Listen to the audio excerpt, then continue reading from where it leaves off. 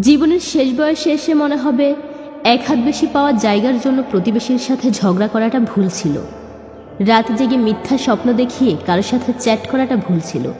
কারোর সাথে তর্ক করে বড় কথা বলে তার মনে কষ্ট দেওয়াটা ভুল ছিল। দুর্বল কাউকে চোখ রাঙিয়ে ক্ষমতা দেখানোটা ভুল ছিল।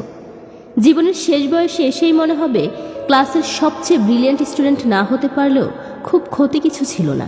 অনেক টাকা জীবনে ইনকাম করতে না পারলেও বড় কোনো ক্ষতি হতো না।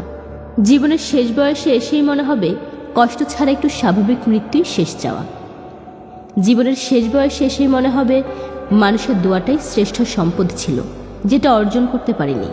জীবনের শেষ বয়সে এসেই মনে হবে মানুষের মনে কষ্ট দেওয়াটাই সবচেয়ে বড় ভুল ছিল। শেষ বয়সে শ্বাসকষ্টে আটকে থাকা নিঃশ্বাস নিতে পারার কষ্টে শুধু মানুষের দোয়াটাই শ্রেষ্ঠ সম্পদ মনে হবে।